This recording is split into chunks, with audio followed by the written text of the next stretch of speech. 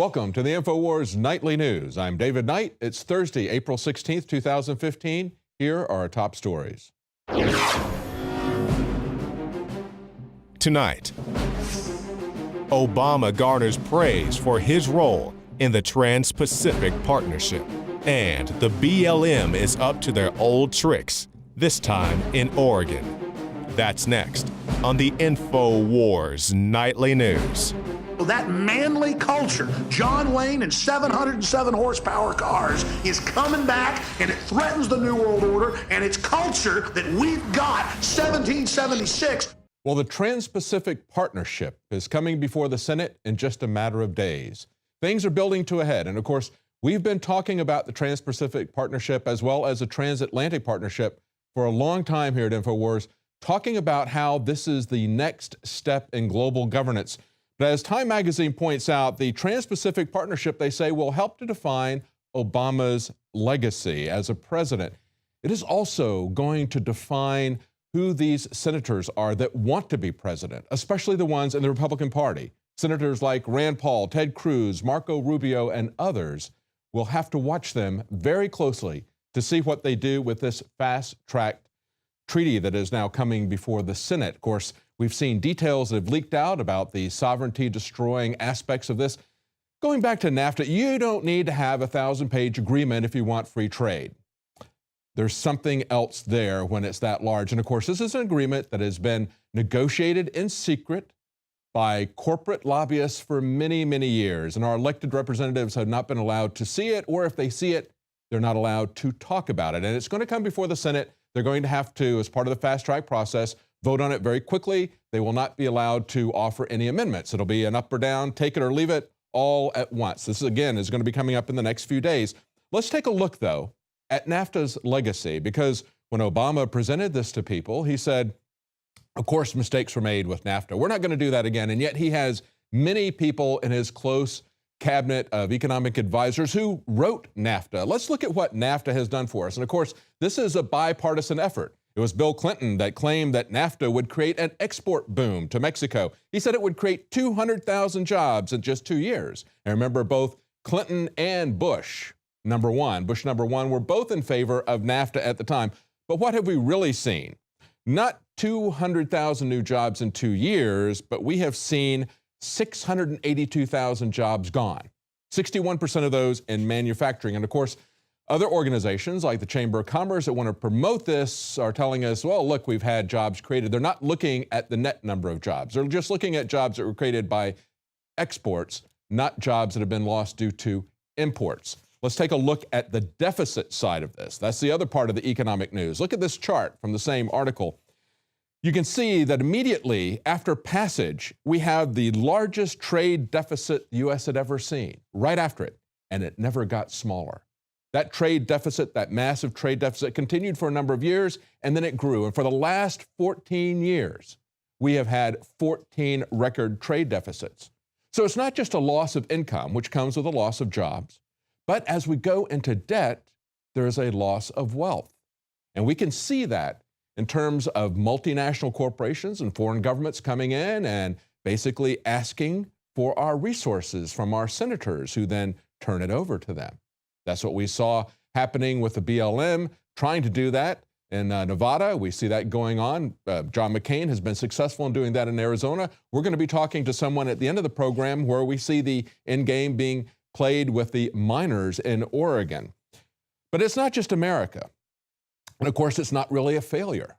And it's not just about economics either. It would be a mistake to see this simply as an economic failure, as bad economic policy. No, it's doing precisely what it was designed to do.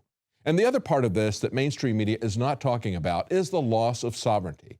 The fact that this is something that has been part of the long-term plan to create global governance by multinational corporations. You can see it very clearly now. We now see that as they've created these regional consolidations like NAFTA, like the EU, now they are consolidating those regions into a global governance. That's what the Trilateral Commission was all about. And again, that was Carter's chief of staff, Zbigniew Brzezinski, who created the Trilateral Commission. It was going to be North America, Europe, Asia. And that's where we see these trade agreements and now the consolidation. And so they're coming out of the closet telling us, oh yeah, NAFTA was about sovereignty all along, but don't worry, this is about simply trade. It's not simply about trade. We can see that's happening. We need to stand up en masse and take it down. And as I point out, it's not just here in America. This same thing is happening in Europe. People who are trying to renegotiate the treaty, the European Union treaty, especially those in the UK, are now seeing that even at this stage, the EU is saying they're not going to listen to the treaty. They're not going to abide by the process, the rules that have been set in place. We see this story from RT saying that Juncker doesn't have authority to delay the EU treaty changes, say Tories. Now, this is the guy who is the president of the European Union Commission. And they say a growing number of bureaucrats oppose Prime Minister David Cameron of the UK. They oppose his demand for EU treaty renegotiation. They're fearful of a quiet democratic revolution that is coming out of the EU citizens' will to protect the sovereignty of their national parliaments. And so what they're going to do is they are going to delay this until they have time to consolidate this more. And as I pointed out, one of the Conservative Party members said treaty change is entirely a matter for the member states using the Commission as secretariat.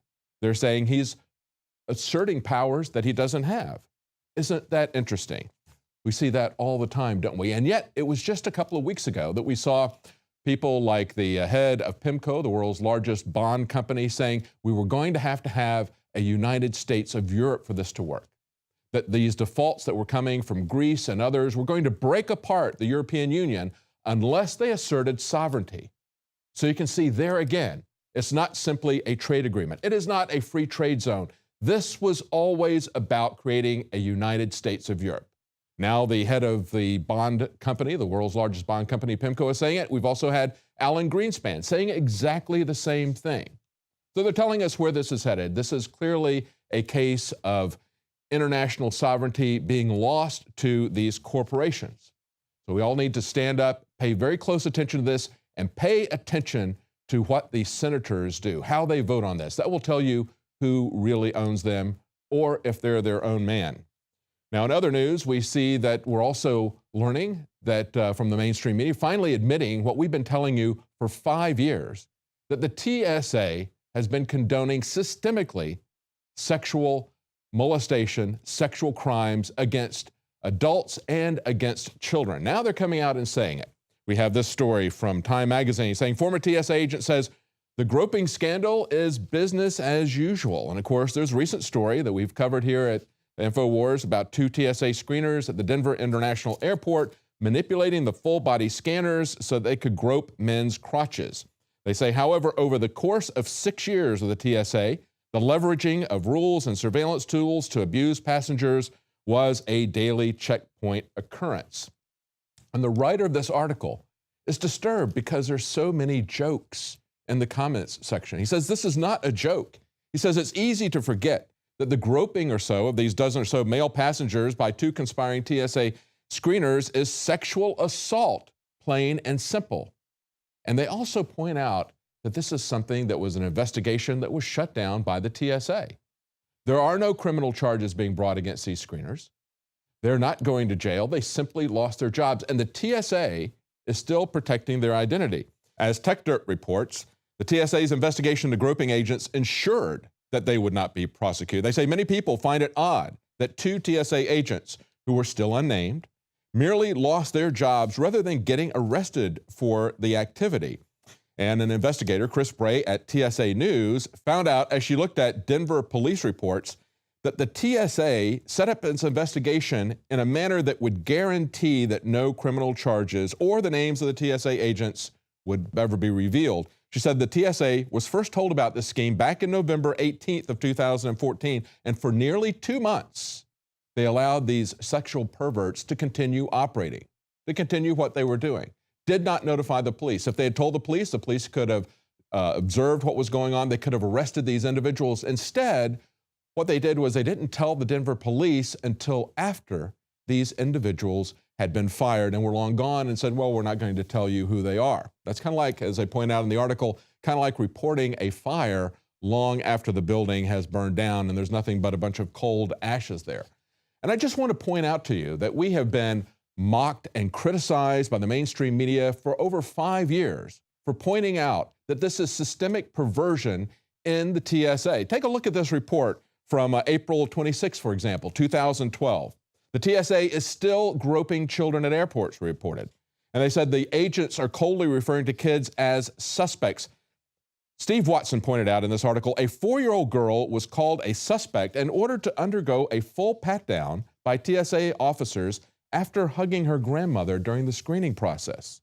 And then, of course, Paul Joseph Watson pointed out, also in 2012, FOIA letters, Freedom of Information Act request letters, reveal shocking cases of TSA groping genitals. See, when we said they're groping genitals, everybody said, oh, you're exaggerating, you're overstating the case, it's hyperbole, it's not that bad, we have a legal system. We don't have a legal system that protects us anymore. We have a criminal agency that is covering up and creating this kind of atmosphere where the public gets sexually molested. It's a power play, as Alex has pointed out many times. Listen to this article from 2012. Hundreds of letters of complaint about the TSA's invasive security procedures released this week, that was 3 years ago, under the FOIA request, include numerous horror stories about TSA screeners directly touching people's genitals during pat-downs. The letters confirmed what we first reported back in 2010, 5 years ago now, that the TSA's new security procedures for advanced pat-downs include literally touching and, in some cases, groping the genitals of travelers. And as a final comment, I would say take a look at this article from 2014, last year. We pointed out that there was a case of a pervert in an airport who was going around, he dressed up as a TSA screener, and he was going around and feeling people, yet the victims didn't realize that this guy was an imposter, even though he was drunk.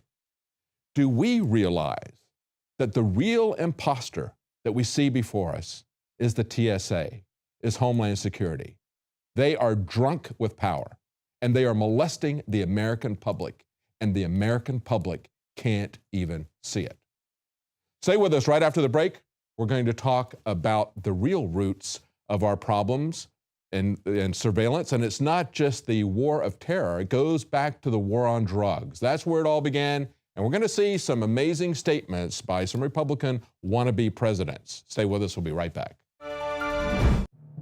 My name is Alex Jones. Most of you know me from my syndicated radio program and my documentary films, as well as INFOWARS Nightly News. When I got on air 20 years ago, I had discovered the globalist program, their plan to take over the world, and my focus went from running 6 miles every other day, swimming 2-3 miles a couple times a week, and lifting weights, to focusing on fighting the globalist. I've gone from 279 pounds all the way down to 235 pounds, and the weight's going off even faster. Super Male Vitality, Survival Shield X2 Nascent Iodine, and Oxy Powder. Those 3 products of the entire family of InfoWarsLife.com products are the most important from my own personal experience. And it wasn't just that my weight loss accelerated. My muscle mass increased. My stamina, my energy levels exploded. Now is the time to take action. Start your journey today with the Alex Challenge Pack. It's the trifecta of change. Secure yours today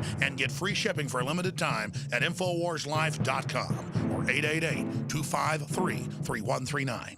The knowledge of the ancients, tried and true, trusted herbs and extracts fused with the latest nutraceutical science. Introducing the all-new Ancient Defense Herbal Immunity Blend, crafted with over 14 key ancient herbs and extracts to supercharge and prepare your body for what experts admit is the most dangerous season of the year. We have rejected hundreds of other formulations in our quest to bring you what is simply the most powerful and comprehensive proprietary formula that we have ever created in the realm of herbal immunity. For the last 2 years, our team has been working with top doctors, nutritionists, and chemists to develop the ultimate nutraceutical formulation. Experience the benefits of combining over 14 ancient herbs and extracts with exciting new advances in nutraceutical science. For a limited time, get 25% off on this introductory offer. Visit ancientdefense.com or call 888-253-3139. ancientdefense.com. The vaccination lies and hysteria continue.